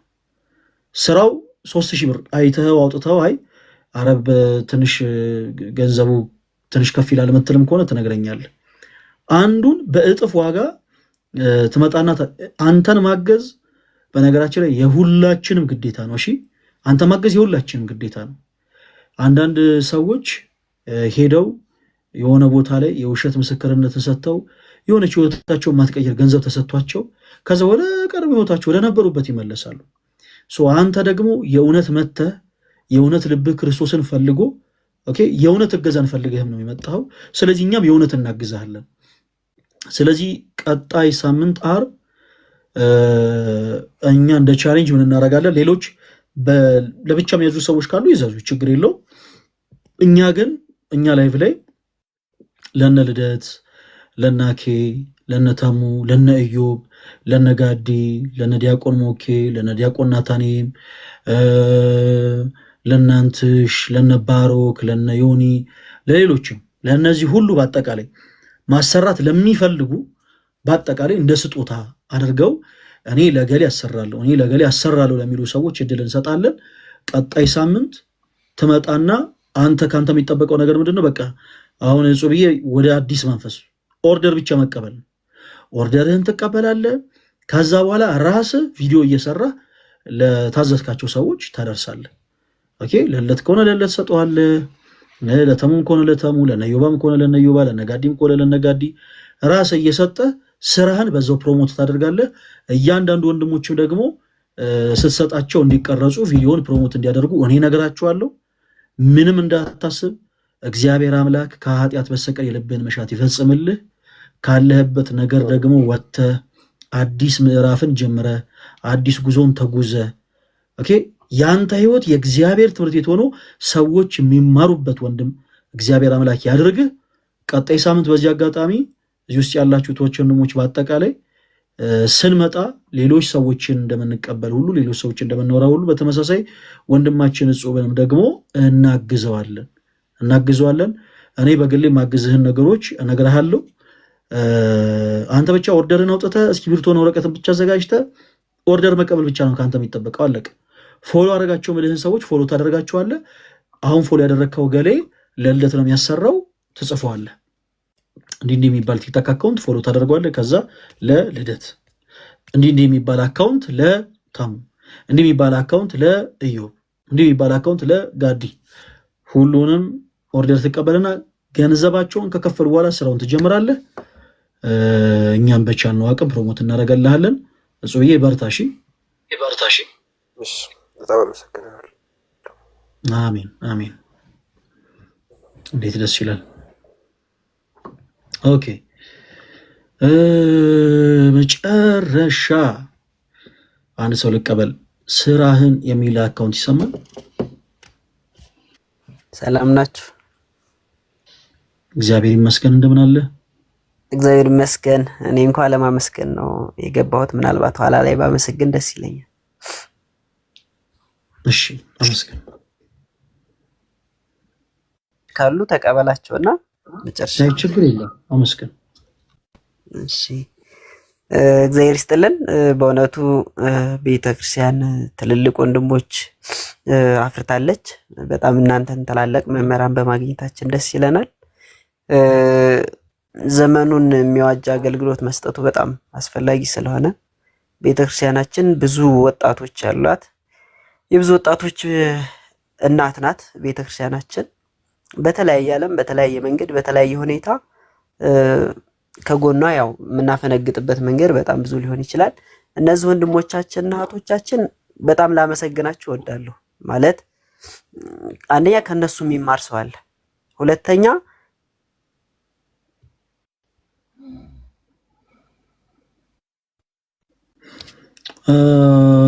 ወንድማችን ኔትወርክ ነው መሰለኝ ፕሊስ ከእንደገና ሪኩዌስት ስላክልን የኔ ተወዳጆች። ዛሬ በጣም ደስ የሚል ታይም ነበር የነበረን። በግብረ ሰዶም ህይወት ላይ ያሉ በተለያዩ አይነት ከባድ ልምምዶች ውስጥ ያሉ እህት ወንድሞችን አግኝተናል እና በጣም ደስ ይላል። አሁንም ከተለያዩ አይነት ከባድ ልምምዶች ውስጥ መውጣት የምትፈልጉ እህት ወንድሞች፣ ስጋችሁን በመሸጥ ያላችሁ እህቶቻችን፣ በግብረ ሰዶምነት ህይወት ውስጥ ያላችሁ፣ በተለያየ ከባድ የሆኑ ሱሶች ውስጥ ያላችሁት ወንድሞች ፕሊስ ቀረብ ብላችሁ አውሩን። ሶስተኛው ዙር የኦርቶዶክስ የመልካም ወጣት መርሃ ግብር ላይ ይዘናችሁ እንመጣለን፣ እንወያያለን። እግዚአብሔር አምላክ እናንተን የሚያበረታችሁ። ሌላው እንደ እግዚአብሔር መልካም ፈቃድ የኦርቶዶክስ የመልካም ወጣት መርሃ ግብርን በሚሊኒየም አዳራሽ ጉባኤ ለማዘጋጀት እንግዲህ ደፋ ቀና እያልን ነው። ይህን በገንዘብ ደረጃ ማገዝ የምትችሉ ካላችሁ እንድታግዙ በለው እግዚአብሔር ስም ጠይቃለሁ። ማገዝ የምትፈልጉ ካላችሁ በውስጥ መስመር ማገዝ እንፈልጋለን እያላችሁ መልእክት አስቀምጡልኝ። እሺ መልእክት አስቀምጡልኝ ሁላችሁም። አሁን እፎይ ላይቭ ላይ ያለ ጋይስ፣ እፎይ ላይቭ ላይ ያለ ንገሩኝ እስቲ።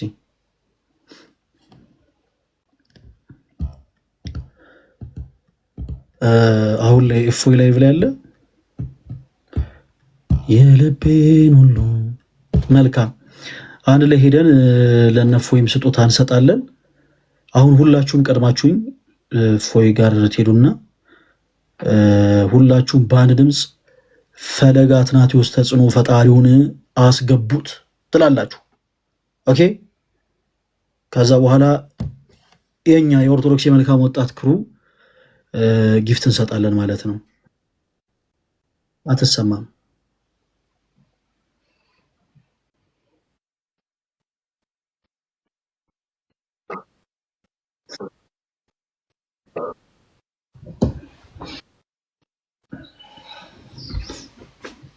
በጣም እኮ የሚገርመኝ እኮ ነው።